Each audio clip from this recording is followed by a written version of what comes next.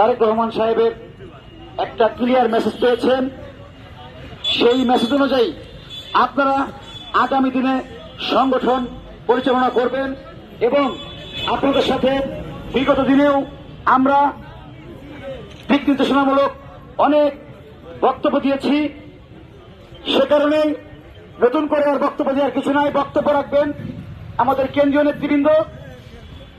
নেতৃবৃন্দের বক্তব্য ধৈর্য সহকারে শুনে সেই বক্তব্য অনুযায়ী, সেই দিক নির্দেশনা অনুযায়ী আগামী দিনে আপনারা এই মধুখালী উপজেলার স্বেচ্ছাসেবক দল সেইভাবে আরো সুসংগঠিত করবেন, এই আশা এবং আহ্বান ব্যক্ত রেখে আজকের মতো বিদায় নিচ্ছি। খোদা হাফেজ। বাংলাদেশ জিন্দাবাদ। বাংলাদেশ জাতীয়তাবাদী স্বেচ্ছাসেবক দল জিন্দাবাদ। সকলকে ধন্যবাদ। সংগ্রামী সাথী বন্ধুগণ, এখন আপনাদের সামনে বক্তব্য রাখবেন জাতীয়তাবাদী স্বেচ্ছাসেবক দল কেন্দ্রীয় সংসদের বিপ্লবী সদস্য, সাবেক সফল ছাত্র নেতা আমানুল্লাহ আমান ভাই এখন আপনাদের সামনে বক্তব্য রাখবে। আসসালামু আলাইকুম।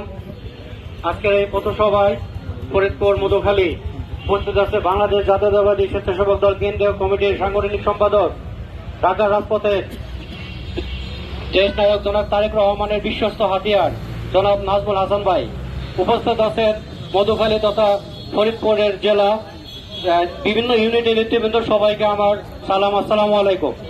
আসলে আজকে আমাদের হচ্ছে পথসভা। এই পথসভা আমাদের দলের পক্ষ থেকে 31 দফা একটা লিফলেট আছে, আমরা এটা বিতরণ করব।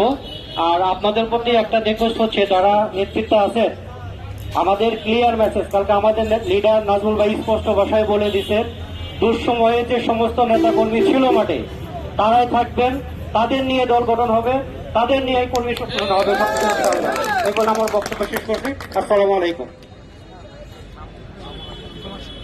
সংগ্রামী সাথী বন্ধুগণ, এখন আপনাদের সামনে বক্তব্য রাখবেন জাতীয়তাবাদী স্বেচ্ছাসেবক দল কেন্দ্রীয় সংসদের সমাজসেবা সম্পাদক মামুন হোসেন দীপু ভাই এখন আপনাদের সামনে বক্তব্য রাখবে। বিসমিল্লাহির রহমানির রহিম।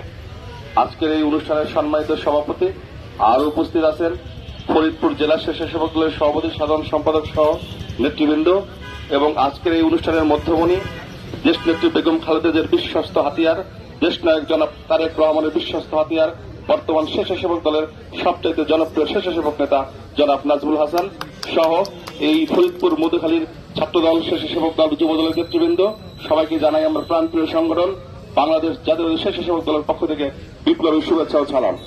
আমি বেশি কিছু বলবো, আমি ব্যক্তিগতভাবে বলবো, আমাদের সংগ্রাম এখনো শেষ হয়নি।